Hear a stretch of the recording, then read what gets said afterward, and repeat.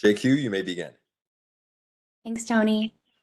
Good morning or afternoon, everyone, wherever you are, and thank you for joining the second session of our Export Compliance webinar series. It's World Trade Month and also Export Week, during which the U.S. Commercial Service hosts a number of programs to advise and educate U.S. companies about market opportunities and tradecraft skills. This session today will cover complying with international traffic in arms regulations, or ITAR. My name is Jacqueline Roeder. I'm an international trade specialist with the U.S. Commercial Service in San Diego. I'm going to be moderating the webinar today. Thank you so much for joining us. We have an amazing program lined up for you. Before we begin, I just wanted to quickly outline the upcoming sessions in the Export Compliance webinar series. Many of you are familiar with the program and are already registered for the entire program, but I just wanted to list them here as registration is still open if you're interested in signing up for another. Yesterday, we kicked it off with the introduction to BIS and export basics, and today, as I mentioned, our presenter will focus on ITAR. So like I mentioned, feel free to continue registering if you are interested in another session. Today's presenter is James Van Eenenaam. He's the Director of International Trade Compliance at General Atomics, where he's been for over 14 years. He's also an empowered official, a term defined by ITAR meaning a person who's legally authorized to sign a licensing application. For those unfamiliar, General Atomics is a defense and energy company based here in San Diego that produces a series of unmanned aircraft and automated airborne surveillance systems. GA and its affiliated companies operate on 5 continents. James is a subject matter expert on international compliance, having also worked in this space in the public sector, at the U.S. Department of Commerce, and with the U.S. Customs and Border Protection. Before the event begins, I just have one last slide to cover. It's just a few brief housekeeping items. You're going to be muted today throughout today's event in listen-only mode. But if you have any questions, please feel free to put them in the Q&A box in the bottom right-hand corner of your screen as we go along. We'll have a Q&A session at the end of the program, and then we'll take a few questions in the middle after Jim covers a few topics so that we can make sure to get to as many of your questions as possible. Please be sure to direct all your questions to all panelists when you submit one in the Q&A. Finally, this event is being recorded, so if you have any issues with participating in a recorded webinar, please drop off now. And as a disclaimer, the views and opinions expressed in these programs are those of the speakers and do not necessarily reflect the views or positions of the U.S. government. And it is now my pleasure to hand it over to our presenter today, James Van Eenenaam. Thanks, James. Great. Thank you, Jacqueline. And hello to all of you. Happy World Trade Month and Export Week. So many great events going on for all of us to take advantage of. Just a few things to start off. It's an honor and a privilege to present to you today. My first job was with Department of Commerce, as you heard, at the International Trade Administration in Washington, D.C. many years ago. And I've been affiliated with the district export councils here in Southern California for years. So I always appreciate the opportunity to collaborate with the U.S. Commercial Service or with Bureau of Industry and Security over the years. So thank you, Jacqueline, again, for the invitation to participate.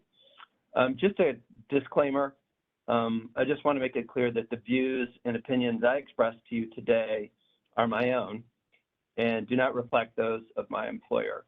So again, I'm representing myself here, not necessarily the company I work for.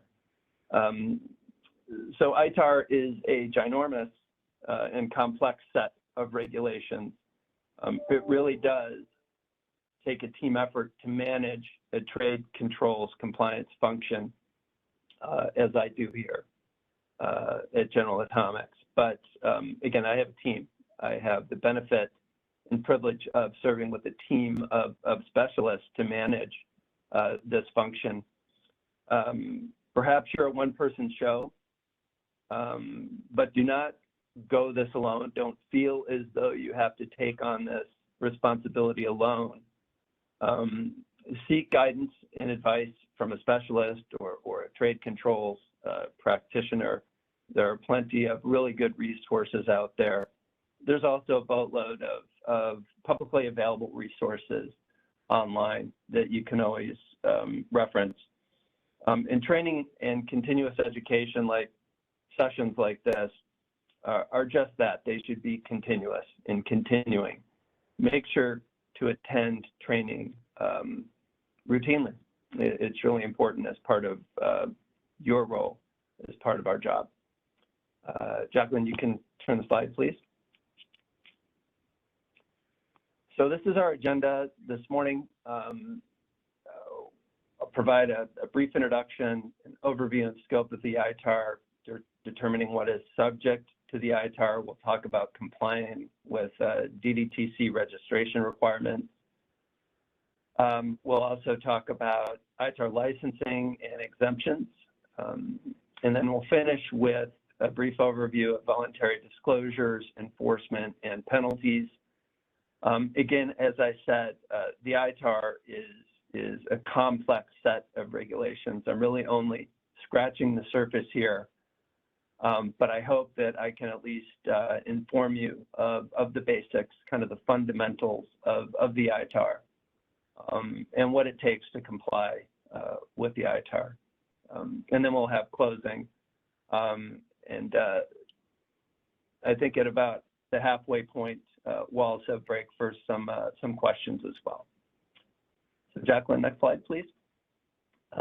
This is our introduction. Again, Directorate of Defense Trade Controls administers the ITAR, which implements the Arms Export Control Act and regulates international defense trade involving the United States. The ITAR regulates temporary and permanent exports from the United States, temporary imports into the United States, and the retransfer from an authorized end user of defense articles and technical data identified on the U.S. Munitions List, otherwise known as the USML. The ITAR also regulates the provision of defense services as well, certain defense brokering activities, whether conducted by U.S. or non-U.S. persons. The DDTC views the privilege to engage in defense trade as one which must be exercised with extraordinary integrity, transparency, and competency. The trend over the last few years has been increased investigations and enforcement of ITAR-related violations, and it's not just the Department of State. You may have learned, if you were on the session yesterday, the Department of Commerce has also been active in the area of export enforcement. So the U.S. government as a whole is sending a clear message to businesses engaged in international trade, the necessity of complying with the U.S. export control laws and regulations and reporting potential violations to the U.S. government when necessary. Jacqueline, next slide, please. So just an overview and scope of the international trade regulations, international traffic and arms regulations. The U.S. government department that is responsible for administering exports and temporary imports of defense end-use items, again, is the Directorate of Defense Trade Controls, DDTC, within the U.S. Department of State. Again, we learned yesterday's session, Bureau of Industry and Security, which is part of the U.S. Department of Commerce, administers the Export Administration Regulations, or the EAR. Permanent imports are administered by the Bureau of Alcohol, Tobacco, Firearms, and Explosives within the Department of Justice, and then the actual movement of goods into and out of the United States through our ports of entry. Also involved in enforcement is U.S. Customs and Border Protection within the Department of Homeland Security. So there are several other U.S. government departments and agencies that have some involvement with export controls and trade compliance, energy being one of them, that the company I work for has to comply with energy export regulations, Nuclear Regulatory Commission regulations. But in the case of defense and use items, products, defense articles, technical data and defense services, it is DDTC. and they're responsible for, again, for administering the ITAR. So Jacqueline, next slide. So the ITAR, again, implements the Arms Export Control Act. The ITAR is designed to regulate the export and temporary import of military items. Three key areas that are controlled under the ITAR and are also defined in the ITAR defense articles. A defense article is essentially hardware that is specifically designed, developed, configured, adapted, or modified for a military application. We have the UAV, the unmanned aerial vehicle down there as an example of what is a defense article controlled by the ITAR. Technical data is a very important aspect of the ITAR and what's controlled under the ITAR. Technical data is essentially information related to defense articles and defense services, information that's associated with the design, development, software, production, assembly, operation, repair, testing, maintenance, or modification of defense articles. Any information that falls under that definition, it's a very broad definition. It catches a lot and casts a very wide net with respect to information that's controlled under the ITAR that's considered technical data. So an important critical area of ITAR compliance is understanding what constitutes technical data. And then defense services, that's kind of the third prong or third area of what is controlled under the ITAR. Defense services is defined as assisting or training foreign persons in the use of design, development, engineering, manufacture, production, assembly, testing, repair, maintenance, modification, operation, demilitarization, destruction, or processing or use of defense articles. Again, very broad definitions, and in some cases can leave and is open to interpretation. So you do have to take a conservative approach when understanding and applying these definitions. But again, very important aspects of the ITAR that you want to commit to memory. Defense articles, technical data, and defense services are the things that are essentially controlled under the ITAR. Next slide, Jacqueline.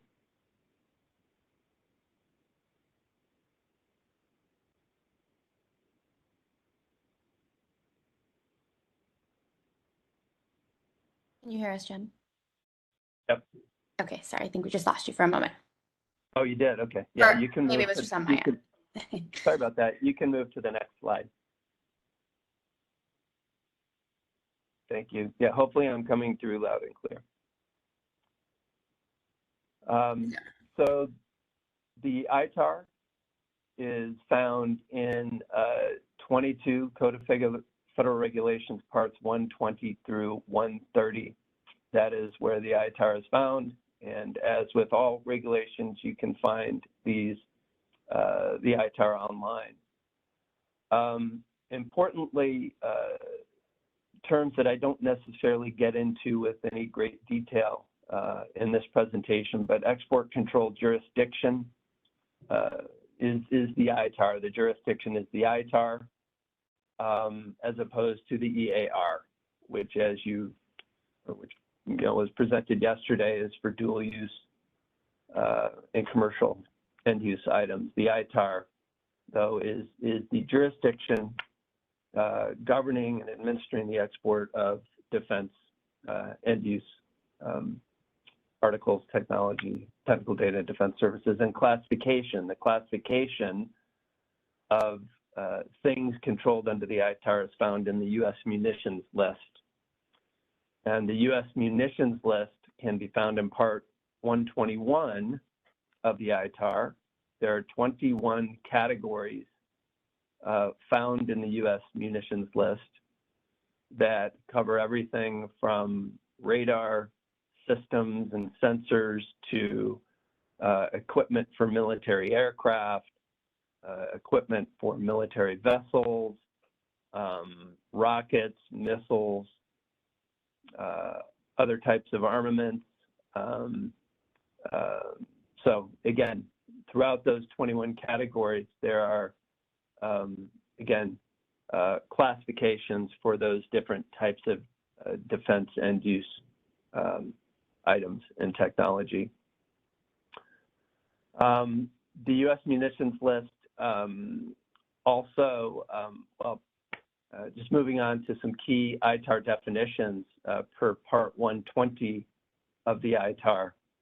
An export, a very important definition to understand when involved in trade controls, is the meaning of export. An export is essentially the transfer of anything controlled to a foreign person by any means, anywhere, anytime, or the provision of a service related to a defense article. This is kind of a layperson definition, but it works. And this I lifted from an SIA presentation, recent presentation. I thought this kind of explains what an export is. And an export can occur within the United States. It can occur abroad or in the United States. You know, kind of, you know, basic, you know, export would be hardware that we export from the United States to a foreign country, a physical item out of the United States to a foreign location, a foreign destination. But an export can also consist of an export of information, of technical data, or the provision of a defense service. And you can export controlled information while hosting a foreign person visit on site at your company. If you're providing a facility tour and you're walking through the manufacturing area and you're producing defense goods, that potential sharing of information as a result of that tour with a foreign person can be considered an export. And then, as I said, you know, in the definition of a defense service, anytime you're providing training to a foreign person, that long definition of defense service, any of those activities, when providing them to a foreign person, is considered an export. So again, as I said, the ITAR really does try to cast a very wide and broad net to capture all things that are defense related when it comes to, you know, transactions with foreign persons or foreign entities. So again, it's important to know these definitions, to understand these definitions, and to apply them accurately. You can find these definitions in Part 120. Yep, thanks, Jacqueline. Part 120 of the ITAR. And delving a little bit further, if you want to move to the next slide. Delving a little bit further into the topic of technical data or you know, controlled information.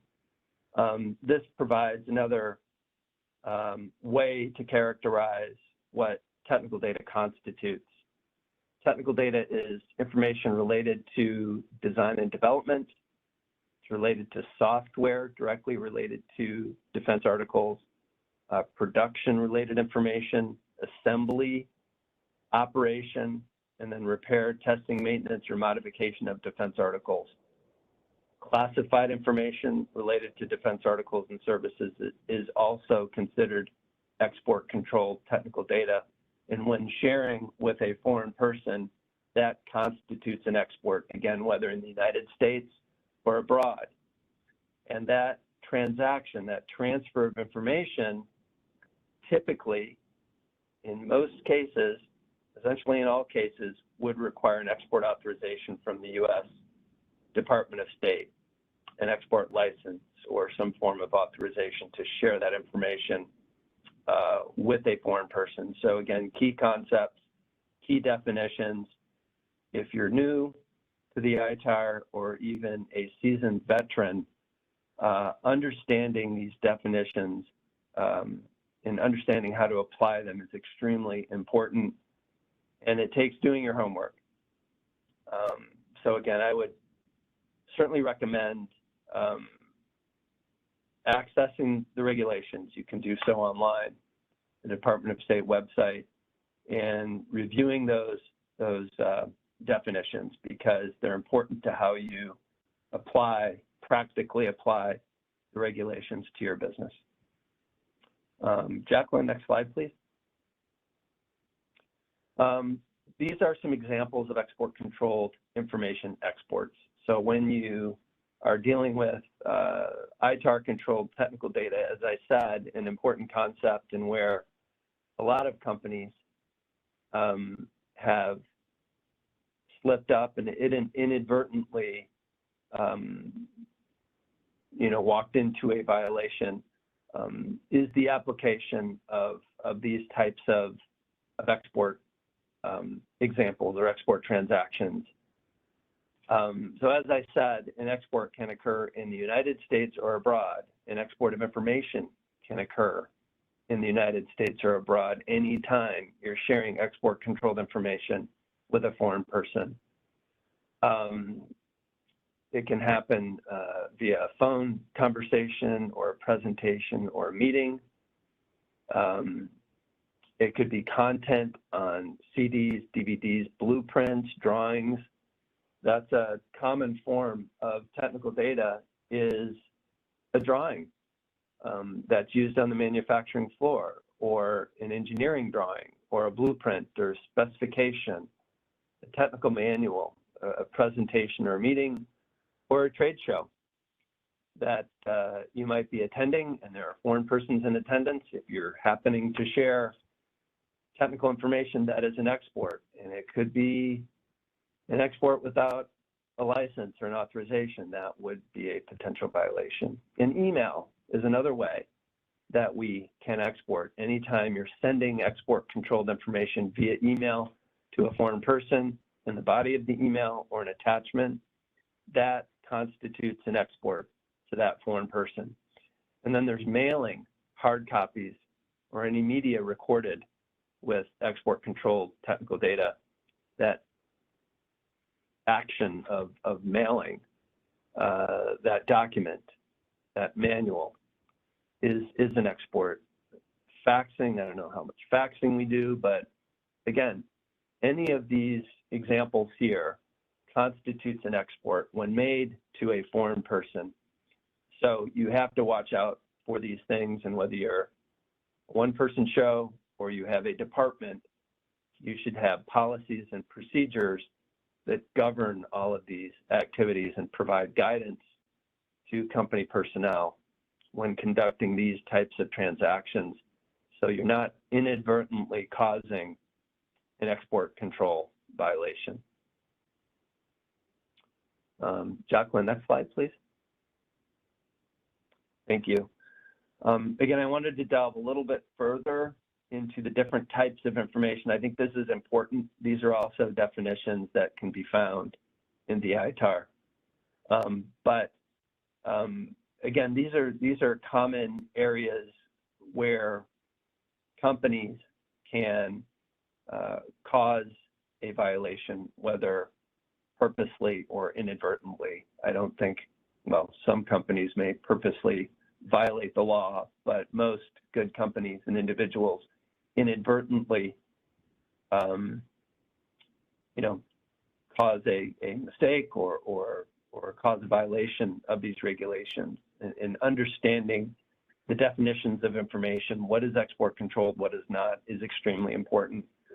Public domain information by definition is not export controlled. It's in the public domain. It's been published and it's generally accessible or available to the public. So this would not be export controlled information. And some examples of public domain information is information distributed in the United States without limitation at a conference, meeting, seminar, trade show, or exhibition that is generally accessible to the public.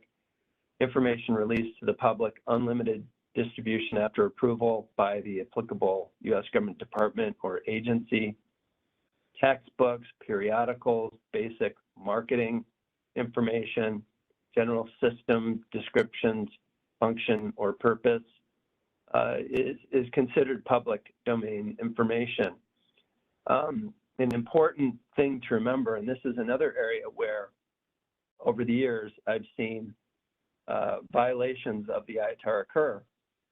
Just because information is on the internet does not mean that it's public domain information. As you would probably expect, and as you may have seen yourself, there's a lot of information on the internet that should not be there. There's a lot of information that's posted in social media, on Facebook, Instagram, on the internet in general, that should not be there. It's either proprietary information or it's even export controlled information, and you don't know how it ended up there. Again, someone may have innocently, naively, maybe ignorantly, maybe purposely placed information into the public domain that does not belong there. So again, when you're thinking about posting something on your company website or posting something on Instagram and it's technical in nature, chances are you shouldn't be posting it. Kind of a rule of thumb is that if it's proprietary information to your company and it's also technical information, it may also constitute export controlled information. So that's obviously information that you don't want to be posting on the internet and would not be considered public domain information. Again, export controlled information is information that is either controlled by the EAR or the ITAR. Most technical data and technology are also proprietary information, but again, importantly, however, not all proprietary or confidential information is considered export controlled. There can be financial information, there can be other types of company information that is not export controlled, but it is proprietary. Proprietary confidential information is information that belongs to either a company that would, if released, uncontrolled, have an impact on the company's ability to fairly compete in the marketplace. And then there's personally identifiable information, financial information, research and development results that hasn't been published. That's the kind of information that would be proprietary or confidential information. And then, of course, classified information is sensitive information to which access is restricted by law or regulation to particular classes of persons. We've been hearing a lot about classified information in the news. Classified information may also be export controlled information, and there are authorizations from the U.S. Department of State that are used, that are obtained to export and share classified information with authorized recipients, foreign person recipients. So, but obviously classified information should not be in the public domain. Jacqueline, next slide, please. Again, just further expanding upon this whole topic of information and the difference, kind of laying out the difference between an NDA and an export authorization. And I think anybody in a company environment, maybe personally, you are aware of non-disclosure agreements. There's an important distinction that I've seen sometimes confused. A non-disclosure agreement is not an export authorization. It doesn't authorize the transfer or transmission or export of export controlled technical information to a foreign person. That's what an export authorization does. An export authorization is to ensure, again, our national security. It's used to control the release of critical products, technologies, and services as required by federal laws and regulations. And we obtain those authorizations from the U.S. government, or we use a license exemption or an exception in the case of the Commerce Department or BIS. But that differs from a non-disclosure agreement. A non-disclosure agreement is to protect an entity's proprietary confidential information. Again, importantly, we cannot confuse an NDA with an export authorization. It is not an export authorization. We have NDAs that we execute with domestic entities, and then we have international NDAs that we execute with foreign entities or foreign persons. And importantly, a best practice is to include an export clause in that NDA, whether for a domestic or international party. You want to include an export clause that refers to the potential of sharing export controlled information and the obligation of those parties to that NDA to protect that export controlled information.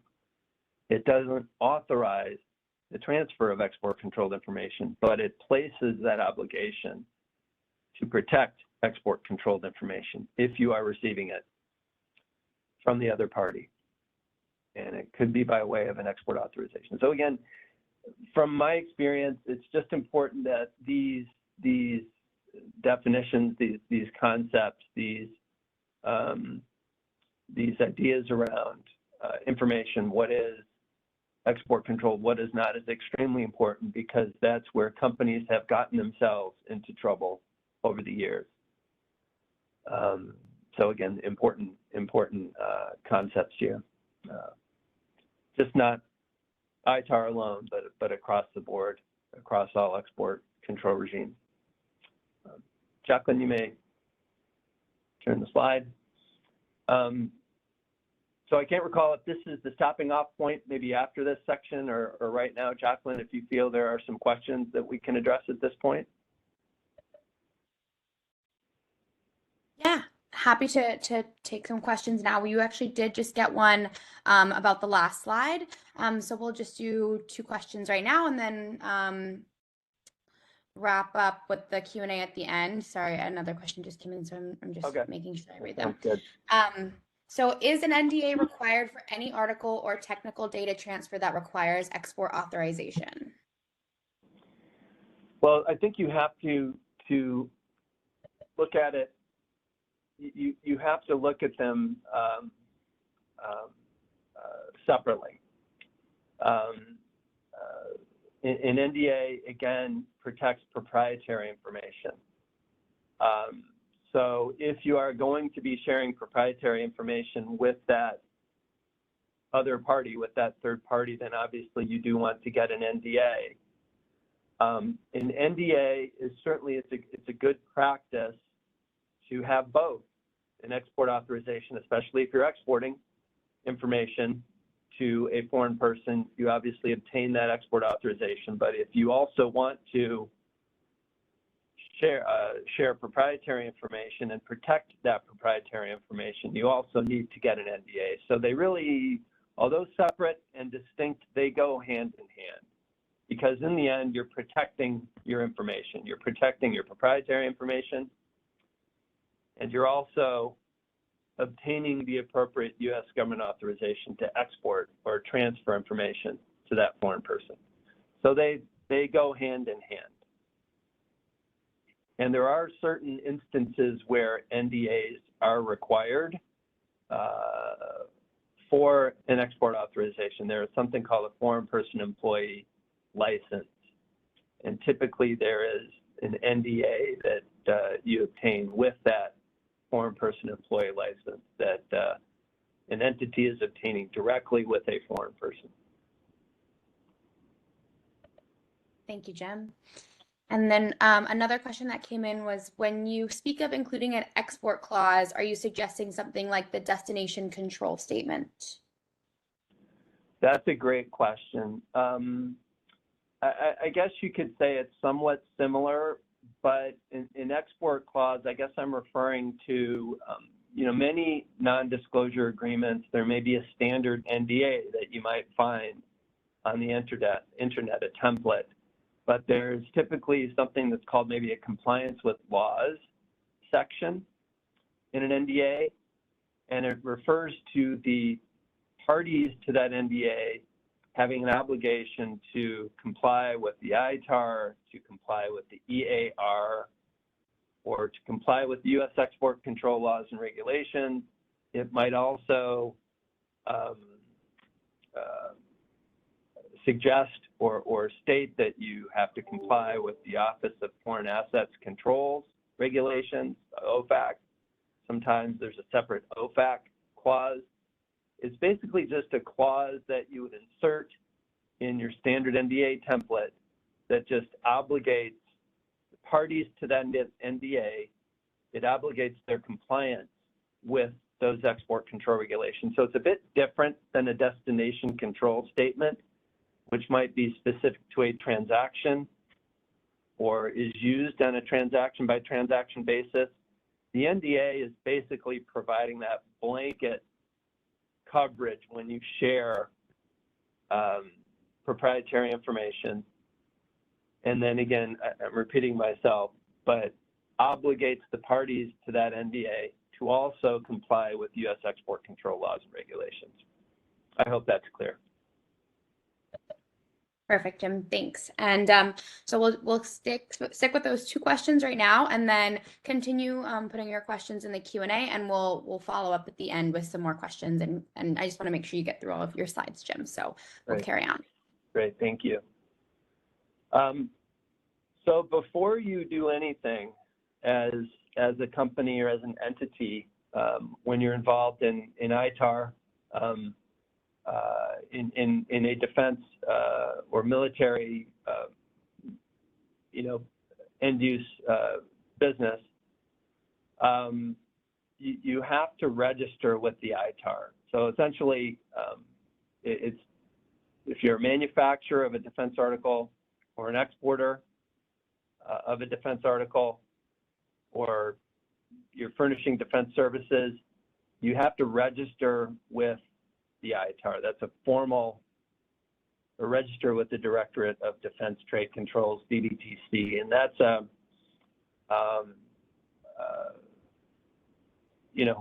annual process.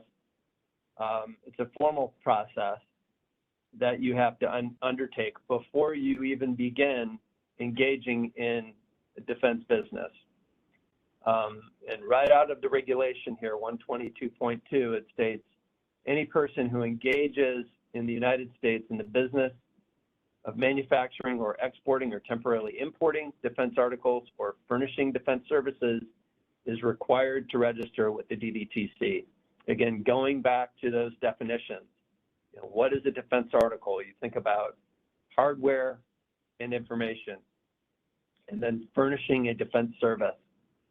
When you're involved or you're going to be engaging in those activities, whether exporting or manufacturing, you have to register with the DDTC before you undertake any of that activity. Even if you're not exporting, if you're solely manufacturing a defense end-use item, a defense article, you have to register with the DDTC.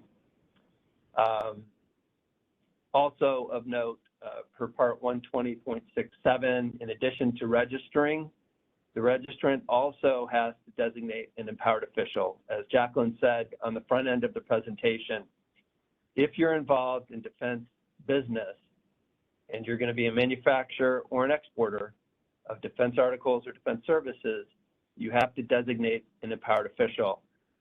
The company I work for, we have 3 empowered officials. We share that responsibility. It may be an individual, it may be a number of individuals who share the responsibility, but a manufacturer or exporter of a defense article or defense services has to designate this empowered official to have the independent authority and responsibility for the registrant's ITAR compliance, for the company's ITAR compliance. Now, there's a whole set of responsibilities that empowered official takes on, but again, it's not the responsibility of just one person or 2 or 3 empowered officials. You want, really, there's a term out there that we use, you may have heard of it before, but really trade compliance depends on everybody. It's everybody's responsibility. So whereas you have an empowered official who has that independent authority, it's really a shared responsibility across the organization to really address trade controls compliance effectively and robustly it has to be a shared responsibility, but you do, the company, the registrant has to identify that individual. Again, I have that responsibility where I work. I share it with 2 other individuals. We may even add another individual. It's a big and important job, and you must take it seriously. Again, the empowered official may also have oversight and responsibility over the organization's trade controls compliance program. So whether you're a small organization, single person shop, or a large organization with many people in your trade compliance function, you have to have a formal trade compliance program to the best extent possible. And then in order to register, you have that empowered official. So next slide, Jacqueline. So it is a process, just as anything under the ITAR or export controls is. It is a process. You complete a form online, the DS 2032 form, and there are several other attachments that the State Department requires. And you submit that form via the Defense Export Control and Compliance System. That's a system that's a few years old, I believe, maybe 2, 3, maybe 4 years old now at this point. Before DEX, we had D-Trade. Now we have this online portal for submitting your registration. It's quite efficient, but you do have to be thorough, and you have to submit it timely. I think the State Department requires you to submit your registration at least 30 days in advance. I think 60, 90 days it may be, but not before a certain date. And certainly if you submit it after a certain date, you may not get it approved in time. So it's important that you submit your registration within that window of time that the State Department notifies you of. So again, you've got DEX. You have to apply to get onto DEX. There's a process for getting access to the system. There are 4 exemptions from DDTC registration, and there are a lot of companies that try to shoehorn themselves into those exemptions. We have suppliers to our company that when they are involved in a purchase, requisition or some sort of procurement activity with our company, and it's defense related, and they may need to be receiving our export controlled information. They may be providing a manufacturing or assembly service for us. They try to fit themselves into one of these exemptions because they, well, again, it's a process and they don't want to have to go through that process. You should very carefully determine whether you meet the conditions of these exemptions. If not, then you have to register. You're either an officer of the U.S. government or you're only producing unclassified technical data. All of the activities that you're involved in as a company are covered by the Atomic Energy Act, or you're fabricating articles for scientific or research and development purposes. These are all found in 122.1, looks like I missed a number there, but 122.1B of the ITAR lists those exemptions. Again, if you don't meet those exemptions and you can't justify it, then odds are you're going to have to register. There is another activity called brokering that also requires registration. If you're a manufacturer and an exporter and a broker, you have to register separately as a broker as well per Part 129. And you can consolidate those registrations again into one.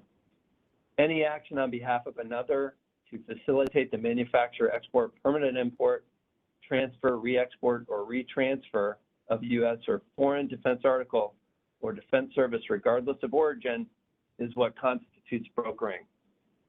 And again, that requires registration. So for the first-time registrant under the ITAR, there's a base fee of $2,250. So you can see there's a cost. There's a financial cost to registration. Sometimes that can be prohibitive to a company, and that's why they, you know, again, if they can justify it, they try to show that they're exempt from ITAR registration. But if not, first-time registrants pay that fee of $2,250, and then for renewals, there are additional amounts per the number of export authorizations processed by DDTC for annual renewals. And again, that's an annual renewal. ITAR registration or DDTC registration is an annual renewal. And you don't want that registration to lapse. Unless, of course, you're getting out of defense business altogether. You're no longer a manufacturer, or you're no longer an exporter, or you're no longer a broker. You don't have to register. But if you're doing those activities, you need to register. You need to keep it active and valid. You need to renew it on an annual basis. And you don't want to allow it to lapse, because then you can't export anymore. If you do, that's a potential violation if you're exporting without that active, valid registration. So you want to track those things. You want to establish a process, a formal process to register. You want to do it timely within that time frame that the State Department gives you for registration. And again, it's not automatic, so you have to be deliberate about it. You have to plan it, and it's important to have a formal process. It does take involvement from various functions across the organization. It could be the law department. It could be, the board that's involved. You're getting pieces of information, putting that together in your registration package, and submitting that to the State Department. So it's you don't really do it in a vacuum. You know, again, you're required or needed to pull information from different sources within the company. Jacqueline, next slide, please. So that's the registration process. You're now registered. You can now begin conducting defense business. You can begin conducting exports or manufacturing export, ITAR controlled defense articles. You can provide defense services. What are the exemptions or licenses that you need in order to conduct that export activity? Essentially, again, this is, I would say, a pretty accurate statement. Rule of thumb: anything falling under the ITAR, and you're going to be exporting it, sharing it with a foreign person, exporting hardware to a foreign destination, if it's ITAR controlled, it's going to require a license or some form of export authorization. So there are export licenses. There are also export license exemptions, and there's a whole set of export license exemptions that you can use in lieu of an export license. Just as the EAR, or the Export Administration Regulations under the Bureau of Industry and Security, has license exceptions, the ITAR, slight difference in the wording, the ITAR has what is called a license exemption. And that is an authorization that allows you to export something in lieu of an export license. Word of caution: the exemption criteria can be tough to meet. There are conditions that you have to meet, and you have to validate that you meet those conditions in order to feel good about using that exemption. I know that the U.S. Department of Commerce is pretty vocal in encouraging companies to take advantage of license exceptions in lieu of submitting an export license application. I think, if you're on the webinar yesterday, the presenter may have talked about the Strategic Trade Authorization, STA license exception that is promoted quite readily by the U.S. Department of Commerce for use. It's a great license exception. Again, there are many, many license exemptions in the ITAR that may add efficiency to your process, but again, you have to meet those criteria. A license, on the other hand, an actual license application, license requests, once submitted by a company, are staffed by DDTC and reviewed by numerous U.S. government stakeholders across various U.S. government departments and agencies and offices. Depending upon what you're wanting to export, where you're wanting to export it to, what the end use is, who you're exporting to, it'll be staffed out to the U.S. Department of Defense and entities within the U.S. Department of Defense. It may go to a 3-letter agency. It may go to the Commerce Department. It may go to Energy. But that license, again, depending upon what it's for, can be staffed out to multiple U.S. government stakeholders. Once they complete their review, they provide their comments back to DDTC, and then DDTC packages up that license and provides you with the result, with the outcome of that license request, of that license application. And there are really, I guess, 4 ways in which DDTC can communicate to you the disposition of that license. They can approve it. They can approve it with provisos, which are essentially limitations or conditions that are placed upon that export activity that you're requesting approval for. Or they can deny it outright, or they can return it without action. And that gives you an opportunity to try again, to repackage up that application and resubmit it based upon feedback you may get from the U.S. government stakeholders. They will provide you again with their comments to state and the reasons why they may have returned it or RWA'd it. So it gives you an opportunity to resubmit that license application. So again, those are kind of the primary outcomes of a license submittal. Next slide. So following is a hypothetical timeline for preparation, submission, approval, and delivery of an export authorization. This is a license application that you would submit. There's some internal workings that go on. Typically the trade controls compliance function or the licensing team receives information from the requesting organization within the company. It could be your strategic development or business development organization. It could be an engineering function. It could be a program management function, but they have a need to export something to a foreign person, so they submit a request to the trade controls team. With that request information, it can take anywhere from a week to maybe a month to prepare that license application. Sometimes it makes sense to pre-coordinate that license request through some of the U.S. government stakeholders before submitting it, so you can obtain their feedback. You can obtain their thumbs up.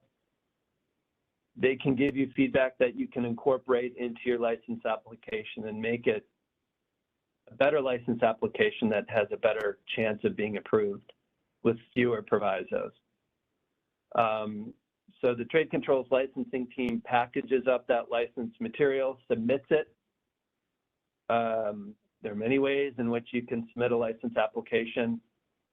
There are automated tools, systems, trade compliance management systems that you can submit a license to DDTC through, or through DEX. You can submit a license application through DEX.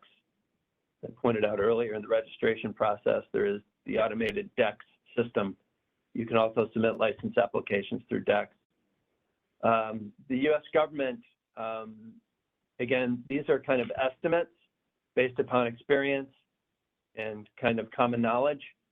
I tell you, during COVID, these license processing times once submitted to the U.S. government were far longer. it was taking sometimes 6 to 9 months because of reduced work schedules.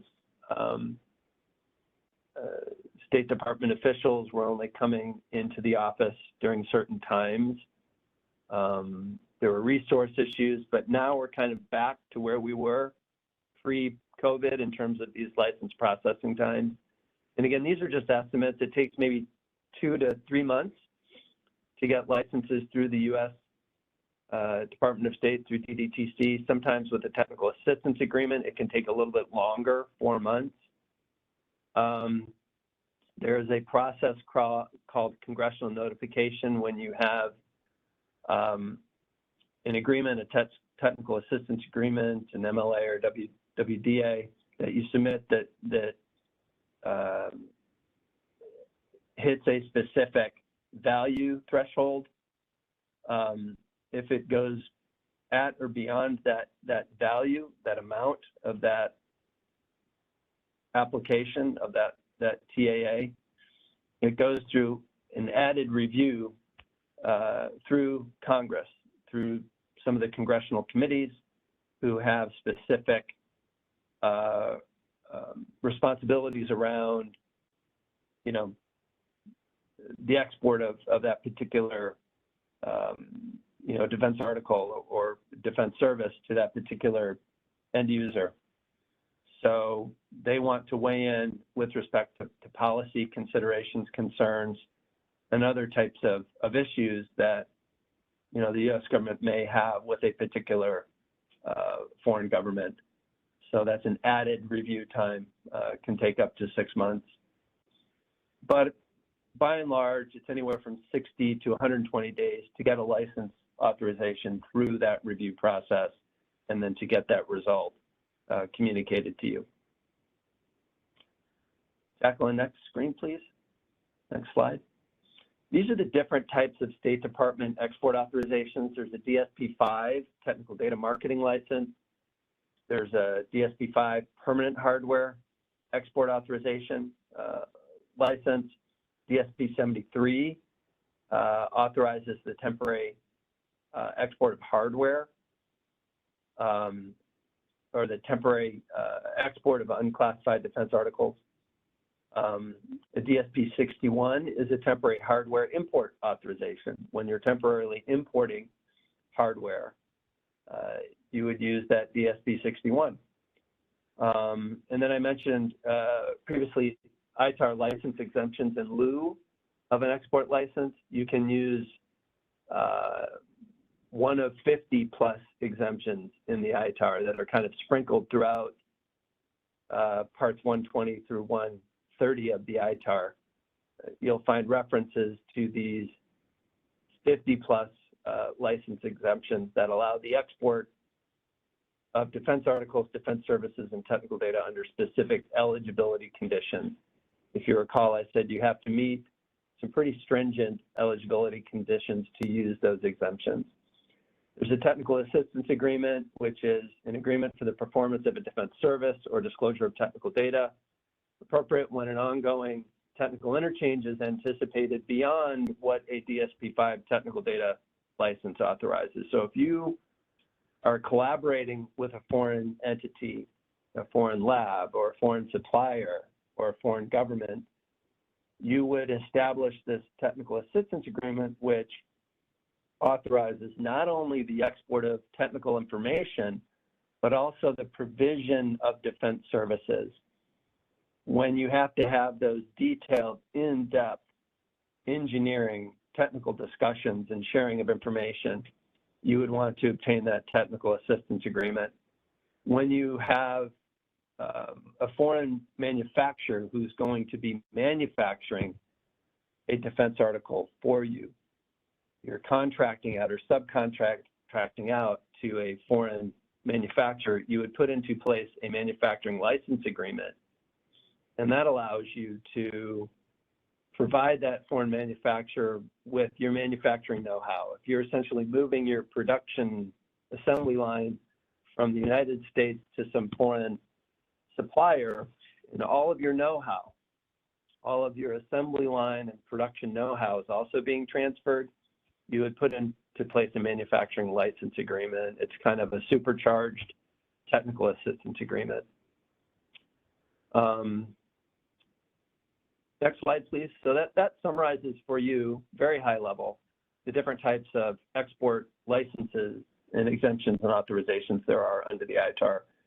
I pulled one exemption just to use as an example. Again, there are 50+ license exemptions in the ITAR. I just wanted to at least show you or expand upon, as an example, one exemption that we use quite often and is also used in the field quite often. Again, an exemption is an export-import authorization subject to a set of conditions which, if met, allow you to ship to your destination without an actual export license. You, the individual, you, the trade controls compliance practitioner, are becoming your own licensing officer, essentially, when you use an exemption. You are self-determining your compliance with that exemption. So you are reviewing the conditions, determining that you meet them or don't meet them. If you meet them and you qualify that, you can use that exemption. And exemptions can apply for the export of hardware, technical data, and defense services. Exemptions cannot be used to certain proscribed or prohibited destinations. The ITAR refers to those, or you can refer to them as the 126.1 countries: Iran, Somalia, Libya, North Korea. There are those countries in the 126.1 list that are proscribed destinations that you cannot use an exemption. And there may be a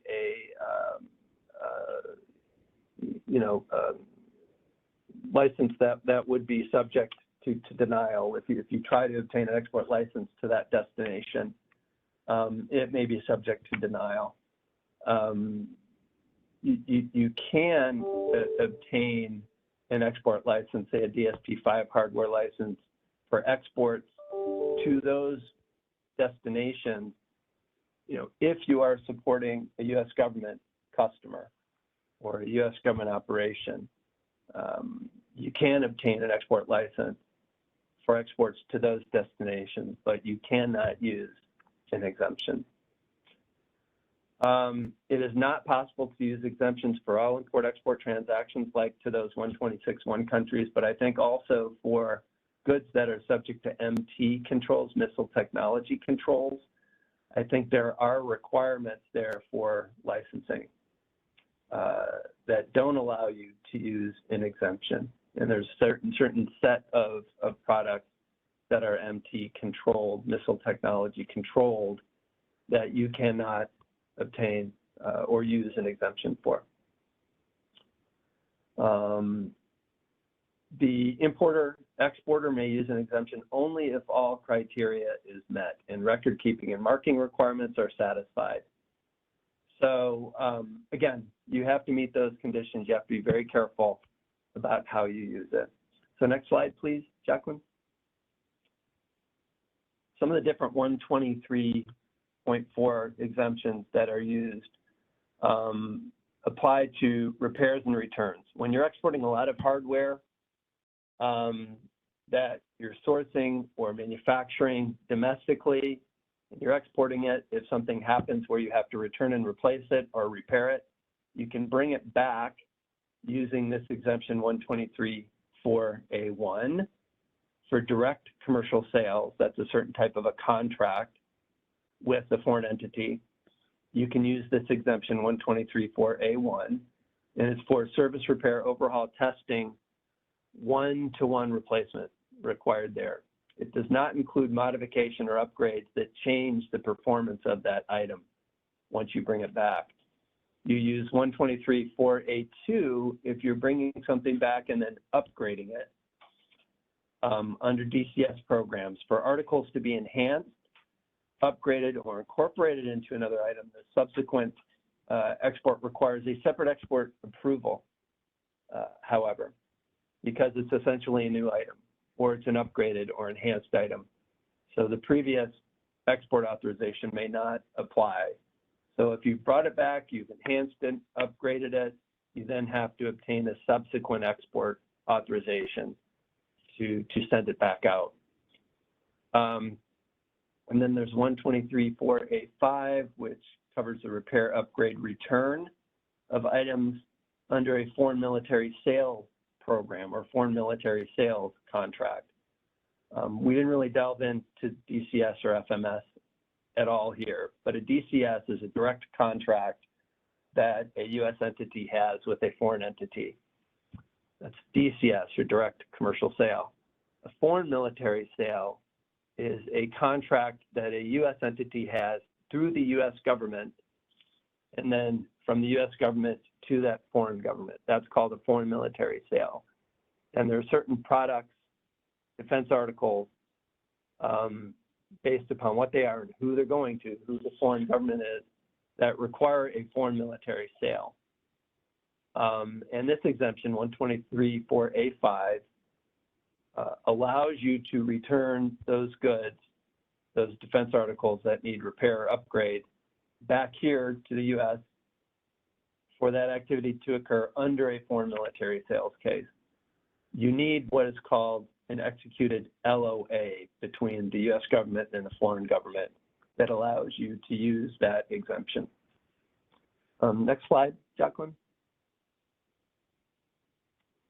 So I just wanted to give you an example. Again, each of those 50 plus exemptions have these conditions that you have to comply with.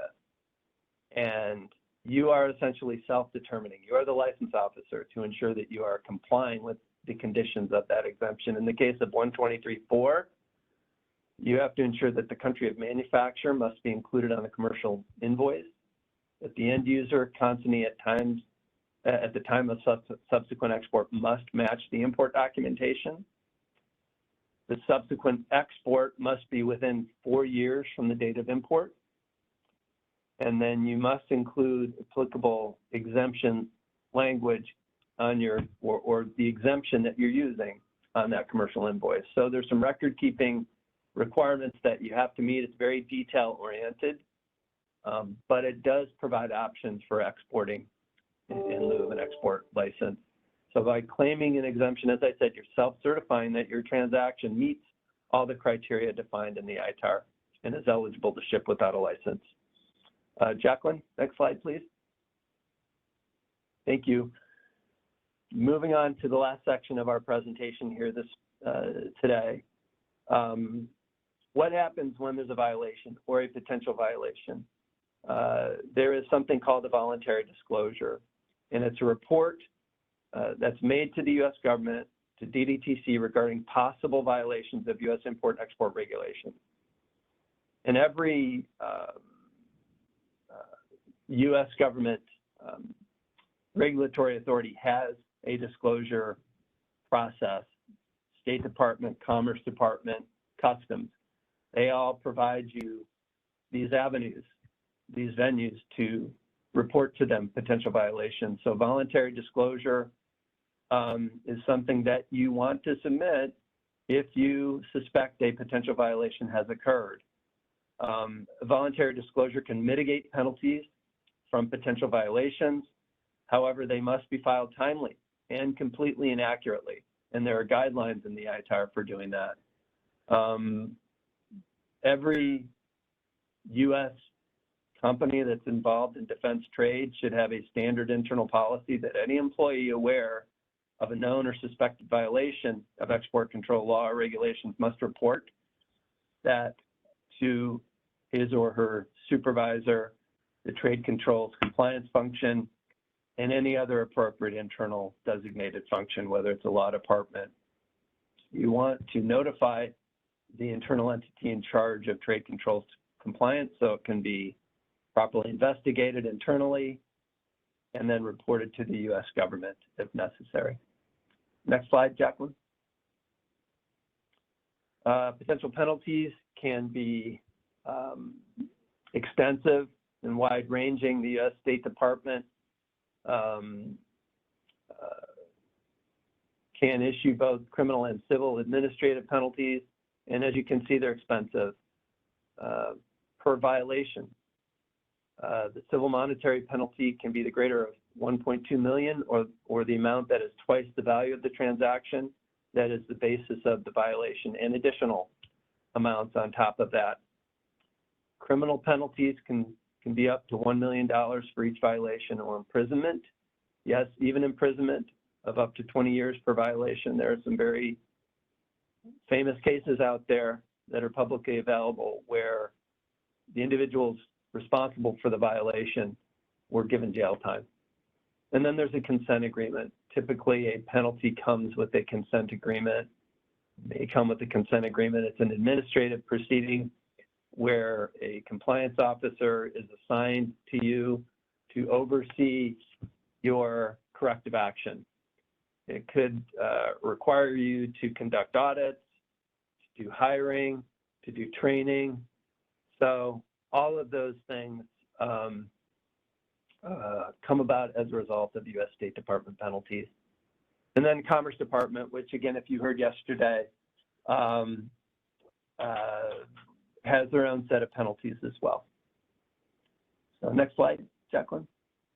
So I just wanted to provide, again, publicly available information from the DDTC website, some examples of penalty cases and consent agreements, and it gives you a brief summary explanation of what the violation was and what the amounts were. As you can see, very expensive. Again, these are publicly available cases that can be found on the U.S. Department of State website.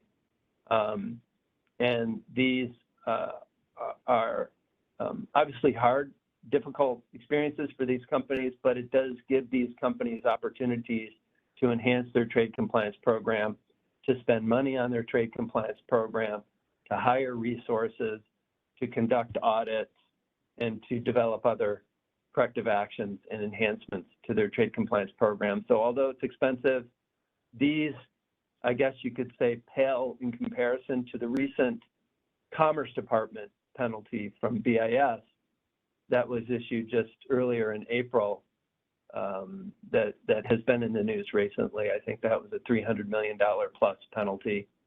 Nonetheless, these are expensive penalties. And in some cases, these involve voluntary disclosures. So even though there were voluntary disclosures filed, State Department took it upon themselves, based upon an investigation, to also issue civil penalties. So Jacqueline, with that, you can turn to the next slide. I think that brings us to the end of the presentation. I can address any questions. Thank you. Yeah, absolutely. And thank you so much, Jim, for that. We did get a few questions come in. One question, and I don't know if you could answer this without more information, but someone said, we're a manufacturer of firearms, trigger components, and parts industries. On my company website, we have a blog for the installation of our products for purchasers. Could this be ITAR controlled? A blog? For the installation. Yeah, that's a great question. Sometimes it can be a very fine line. Again, go back to the definition